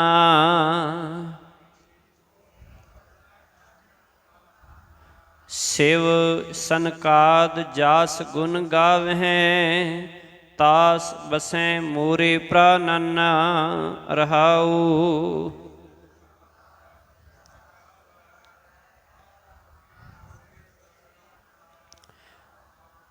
ਮਾਈ ਮੋਹਿ ਅਵਰ ਨਾ ਜਾਣਿਓ ਅਨਾਨਾ, ਅਨਾਨਾ ਭਾਵ ਆਨ, ਹੋਰ।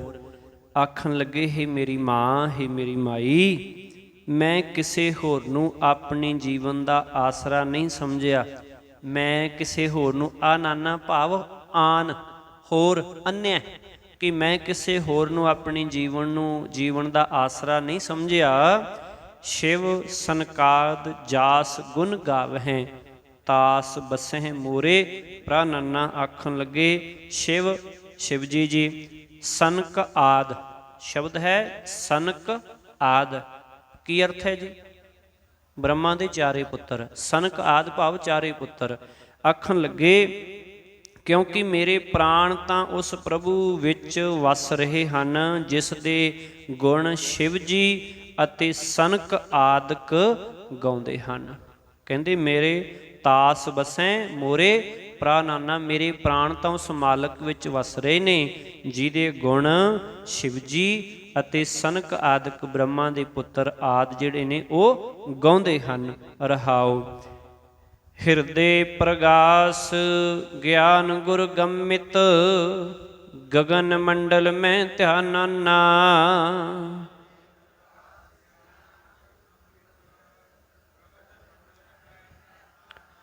ਬਿਖੈ ਰੋਗ ਪੈ ਬੰਧਨ ਭਾਗੇ, ਮਨ ਨਿਜ ਕਰ ਸੁਖ ਜਾਨਾਨਾ।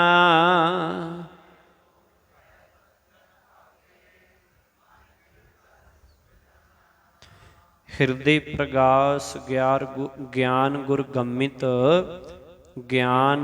ਗਗਨ ਮੰਡਲ ਮੈਂ ਧਿਆਨਾਨਾ। ਆਖਣ ਲੱਗੇ ਜਦੋਂ ਸਤਿਗੁਰੂ ਨੇ ਉੱਚੀ ਸੂਝ ਬਖਸ਼ੀ, ਜਦੋਂ ਜਿਹੜੀ ਗਿਆਨ ਦੀ ਦਾਤ ਬਖਸ਼ੀ, ਮੇਰੇ ਹਿਰਦੇ ਵਿੱਚ ਮਨ ਨੂੰ ਕੀ ਹੈ ਪ੍ਰਗਾਸ਼ ਹੋ ਗਿਆ, ਚਾਨਣ ਹੋ ਗਿਆ ਅਤੇ ਮੇਰਾ ਧਿਆਨ ਉੱਚੇ ਮੰਡਲਾਂ ਵਿੱਚ ਭਾਵ ਮਾਲਕ ਦੇ ਚਰਨਾਂ ਵਿੱਚ ਫਿਰ ਹੁਣ ਟਿਕਿਆ ਰਹਿੰਦਾ ਹੈ। ਗੰਮਿਤ ਤੋਂ ਭਾਵ ਅਪੜਾਇਆ, ਦਿੱਤਾ, ਬਖਸ਼ਿਆ। ਬਿਖੈ ਰੋਗ ਪੈ ਬੰਧਨ ਭਾਗੇ, ਮਨ ਨਿਜ ਘਰ ਸੁਖ ਜਾ ਨਾਨਾ। ਆਖਣ ਲੱਗੇ ਵਿਸ਼ੇ ਵਿਕਾਰ ਆਦਿਕ ਆਤਮਕ ਰੋਗਾਂ ਤੇ ਸਹਿਮਾਂ ਦੀ ਜੰਜੀਰ ਫਿਰ ਕੀ ਹੈ, ਉਹ ਬੰਧਨ ਸੀ ਜਿਹੜੇ, ਉਹ ਸਾਰੇ ਟੁੱਟ ਗਏ, ਖਤਮ ਹੋ ਗਏ। ਮੇਰੇ ਮਨ ਨੇ ਅੰਦਰ ਹੀ ਸੁੱਖ ਫਿਰ ਜਾਣ ਲਿਆ, ਲੱਭ ਲਿਆ, ਪਛਾਣ ਲਿਆ। ਏਕ ਸੁਮਤ ਰਤ ਜਾਨ ਮਾਨ ਪ੍ਰਭ, ਦੂਸਰ ਮਨਹਿ ਨਾ ਆਨਾਨਾ।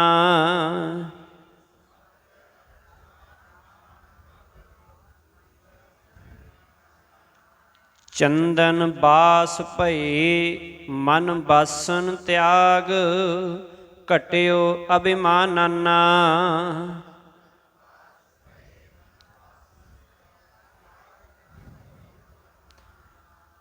ਇਹਨਾਂ ਦੋਵਾਂ ਪੰਕਤੀਆਂ 'ਚ ਦੋ ਦੋ ਵਿਸ਼ਰਾਮ ਹੈ। ਏਕ ਸੁਮਤ ਰਤ ਜਾਨ ਮਾਨ ਪ੍ਰਭ, ਦੂਸਰ ਮਨਹਿ ਨਾ ਆਨਾਨਾ। ਆਖਣ ਲੱਗੇ ਏਕ ਸੁਮਤ ਭਾਵ ਇੱਕ ਸੁਮਤ, ਇੱਕ ਬੁੱਧੀ। ਹੁਣ ਜੇ ਇਹਦੇ ਤੱਤੇ ਨੂੰ ਔਂਕੜ ਆ ਜਾਏ ਸੁਮਤ ਦੇ ਨੂੰ, ਫਿਰ ਅਰਥ ਕੀ ਹੋਏਗਾ? ਸਰਦਾਰ ਕਿਰਪਾਲ ਸਿੰਘ ਜੀ, ਸਰਦਾਰ ਜਸਪਾਲ ਸਿੰਘ ਜੀ, ਹਾਂਜੀ ਹਾਂਜੀ, ਇੱਧਰੋਂ ਭਾਈ ਸਾਹਿਬ ਬੈਠੇ, ਭਾਈ ਸੁਰਿੰਦਰ ਸਿੰਘ ਜੀ ਦੇ ਪਰਲੇ ਪਾਸੇ, ਹਾਂਜੀ ਹਾਂਜੀ ਹਾਂਜੀ। ਨਹੀਂ ਜੀ, ਮੈਂ ਤੇ ਔਂਕੜ ਆਉਣ ਦੀ ਗੱਲ ਕਰ ਰਿਹਾ। ਔਂਕੜ ਆ ਜਾਏ ਜਾਂ ਮੁਕਤਾ ਆ ਜਾਏ, ਹਾਂਜੀ ਇੱਧਰੋਂ ਸਾਹਮਣੇ ਤੋਂ ਕੋਈ ਵੀ ਦੱਸ ਸਕਦਾ। ਹਾਂਜੀ, ਇੱਕ ਤੇ ਸੁਮਤ ਹੋ ਗਿਆ, ਦੱਤੇ ਨੂੰ ਸਿਹਾਰੀ ਨਾਲ ਆਪਾਂ ਗੱਲ ਕਰ ਰਹੇ ਹਾਂ, ਮਤ ਬੁੱਧ ਹੋ ਗਈ। ਹੋਰ ਜੇ ਤੱਤੇ ਨੂੰ ਔਂਕੜ ਆ ਜਾਏ ਕੀ ਅਰਥ ਹੋਣਗੇ? ਹਾਂਜੀ, ਜਾਂ ਮੁਕਤਾ ਵੀ ਆ ਜਾਏ, ਹਾਂਜੀ ਬਰਾਬਰਤਾ, ਸਮਾਨ ਦ੍ਰਿਸ਼ਟੀ ਨਾਲ ਵੇਖਣਾ, ਸਮਾਨ ਦ੍ਰਿਸ਼ਟੀ, ਇੱਕੋ ਜਿਹਾ ਦੇਖਣਾ, ਸਾਰਿਆਂ ਨੂੰ ਇੱਕ ਨਜ਼ਰ ਨਾਲ ਵੇਖਣਾ, ਇੱਕੋ ਭਾਵਨਾ ਨਾਲ ਦੇਖਣਾ। ਹਾਂਜੀ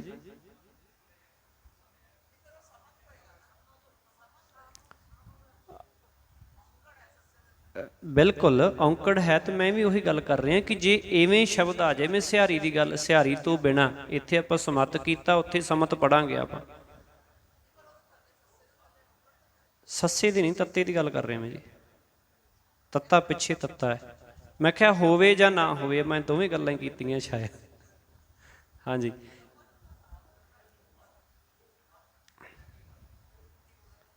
ਸਮਤ, ਸਮਤ ਕਰ ਦੇਖਦਾ ਕਿ ਗੁਰੂ ਹੈ ਜਿਹੜਾ ਉਹ ਸਾਰਿਆਂ ਨੂੰ ਇੱਕੋ ਬਰਾਬਰਤਾ ਦੇ ਨਾਲ ਵੇਖਦਾ ਹੈ। ਹੁਣ ਆਖਣ ਲੱਗੇ ਮੇਰੀ ਬੁੱਧੀ ਦਾ ਪਿਆਰ ਇੱਕ ਪ੍ਰਭੂ ਵਿੱਚ ਹੀ ਬਣ ਗਿਆ, ਰਤ ਗਈ ਮੇਰੀ ਬੁੱਧੀ। ਜਾਨ ਮਾਨ ਪ੍ਰਭ, ਮਾਲਕ ਨੂੰ ਜਾਣ ਕੇ, ਇੱਕ ਪ੍ਰਭੂ ਦਾ ਆਸਰਾ ਸਮਝ ਕੇ, ਉਸ ਵਿੱਚ ਪਤੀਜ ਕੇ, ਮੈਂ ਕਿਸੇ ਹੋਰ ਨੂੰ ਹੁਣ ਆਪਣੇ ਮਨ ਵਿੱਚ ਨਹੀਂ ਲਿਆਉਂਦਾ। ਦੂਸਰ ਮਨਹਿ ਨਾ ਅਨਾਨਾ, ਮਨ ਵਿੱਚ ਕਿਸੇ ਆਣ ਨੂੰ, ਹੋਰ ਨੂੰ ਨਹੀਂ ਲਿਆਉਂਦਾ, ਭਾਵ ਕਿਸੇ ਹੋਰ ਦੀ ਕੀ ਹੈ, ਮੈਂ ਓਟ ਆਸਰਾ ਨਹੀਂ ਤੱਕਦਾ ਹਾਂ। ਚੰਦਨ ਬਾਸ ਭਏ ਮਨ ਬਾਸਨ ਤਿਆਗ, ਘਟਿਓ ਅਭਿਮਾਨਾਨਾ। ਆਖਣ ਲੱਗੇ ਬਾਸ ਭਾਵ ਸੁਗੰਧੀ, ਕਿ ਮਨ ਦੀਆਂ ਵਾਸ਼ਨਾ ਤਿਆਗ ਕੇ ਮੇਰੇ ਅੰਦਰ ਮਨ ਨੂੰ ਚੰਦਨ ਦੀ ਸੁਗੰਧੀ ਕੀ ਹੈ, ਪੈਦਾ ਹੋ ਗਈ ਹੈ, ਅਤੇ ਮੇਰੇ ਅੰਦਰ ਅਹੰਕਾਰ ਘਟ ਗਿਆ ਹੈ, ਭਾਵ ਮਿਟ ਗਿਆ ਹੈ, ਮੁੱਕ ਗਿਆ ਹੈ। ਅਭਿਮਾਨ ਮੇਰਾ ਘਟ ਗਿਆ ਹੈ, ਖਤਮ ਹੋਣ ਵਾਲੇ ਪਾਸੇ ਚੱਲ ਪਿਆ ਹੈ। ਜੋ ਜਨ ਗਾਏ ਧਿਆਏ ਜਸ ਠਾਕੁਰ, ਤਾਸ ਪ੍ਰਭੂ ਹੈ ਥਾਨਾਨਾ।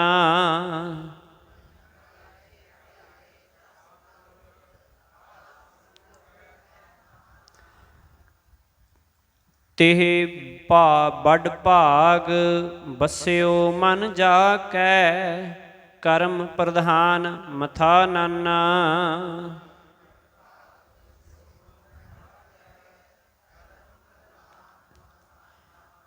ਜੋ ਜਨ ਗਾਏ ਧਿਆਏ ਜਸ ਠਾਕੁਰ ਤਾਸ ਪ੍ਰਭੂ ਹੈ ਥਾਨਾਨਾ। ਥਾਨਾਨਾ ਭਾਵ ਪ੍ਰਭੂ ਦਾ ਥਾਂ, ਪ੍ਰਭੂ ਦਾ ਥਾਨ। ਜੋ ਮਨੁੱਖ ਠਾਕੁਰ ਮਾਲਕ ਦਾ ਜਸ ਗਾਉਂਦਾ ਹੈ, ਪ੍ਰਭੂ ਨੂੰ ਧਿਆਉਂਦਾ ਹੈ, ਪ੍ਰਭੂ ਦਾ ਨਿਵਾਸ ਉਸ ਦੇ ਹਿਰਦੇ ਵਿੱਚ ਹੋ ਜਾਂਦਾ ਹੈ। ਤੇ ਵੱਡ ਭਾਗ ਬਸਿਓ ਮਨ ਜਾ ਕੇ ਕਰਮ ਪ੍ਰਧਾਨ ਮਥਾ ਨਾਨਾ। ਮਥਾ ਨਾਨਾ ਭਾਵ ਮੱਥੇ ਤੇ। ਹੁਣ ਮਗਰਲਾ ਨੰਨਾ ਹੈ ਨਾ, ਕੰਨਾ ਜਿਹੜਾ ਮਗਰਲਾ ਨੰਨੇ ਸਮੇਤ ਕੰਨਾ ਆ ਰਿਹਾ, ਉਹ ਕਾਵ ਰੂਪ ਹੀ ਚੱਲਦਾ ਆ ਰਿਹਾ। ਅੱਖਾਂ ਅਰਥ ਪਹਿਲਿਆਂ ਨਾਲ ਹੀ ਹੋ ਰਿਹਾ, ਮਗਰਲੇ ਨੰਨੇ ਤੋਂ ਬਿਨਾਂ ਅਰਥ ਹੋਣਗੇ ਸਾਰਿਆਂ ਦੇ, ਖਿਆਲ ਰੱਖਣਾ। ਕਾਵ ਰੂਪ ਚੱਲਦਾ ਆ ਰਿਹਾ। ਕਹਿੰਦੇ ਜਿਸ ਦੇ ਮਨ ਵਿੱਚ ਪ੍ਰਭੂ ਵਸ ਪਿਆ ਉਸ ਦੇ ਵੱਡੇ ਭਾਗ ਸਮਝੋ। ਭਾਗ ਬਸਿਓ ਮਨ ਜਾ ਕੇ, ਕਹਿੰਦੇ ਜਿਹਦੇ ਮਨ ਵਿੱਚ ਵਸ ਪਿਆ ਕਰਮ ਪ੍ਰਧਾਨ ਮਥਾ ਨਾਨਾ, ਉਸ ਦੇ ਮੱਥੇ ਉੱਤੇ ਉੱਚੇ ਲੇਖ ਉਗੜ ਆਏ ਹਨ। ਕਾਟ ਸ਼ਕਤ ਸ਼ਿਵ ਸਹਿਜ ਪ੍ਰਗਾਸਿਓ, ਏਕੈ ਏਕ ਸਮਾਨਾਨਾ।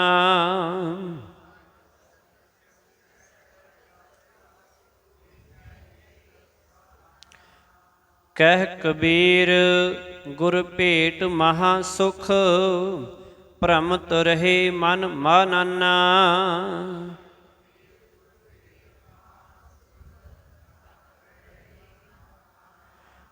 ਆਖਣ ਲੱਗੇ ਕਾਟ ਸ਼ਕਤ, ਸ਼ਕਤ ਭਾਵ ਸਿਆਰੀ ਨਾਲ ਹੈ, ਭਾਵ ਮਾਇਆ। ਆਖਣ ਲੱਗੇ ਮਾਇਆ ਦਾ ਪ੍ਰਭਾਵ ਦੂਰ ਕਰਕੇ ਕੱਟ ਕੇ ਸ਼ਿਵ ਸਹਿਜ ਪ੍ਰਗਾਸਿਓ।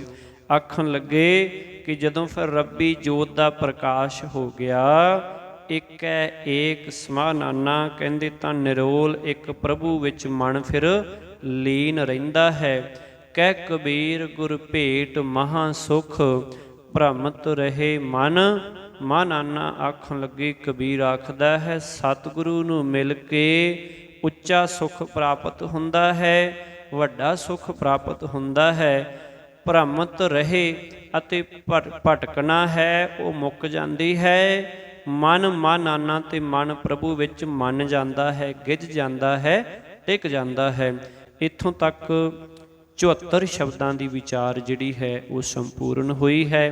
ਕੱਲ੍ਹ ਤੋਂ ਗੌੜੀ 52 ਅੱਖਰੀ ਜਿਹੜੀ ਹੈ ਬਾਬਾ ਕਬੀਰ ਸਾਹਿਬ ਜੀ ਨੇ ਉਚਾਰਨ ਕੀਤੀ ਹੈ, ਉਸ ਦੇ ਨਾਲ ਜਿਹੜਾ ਆਪਾਂ ਸਾਂਝ ਕਰਾਂਗੇ ਜੀ।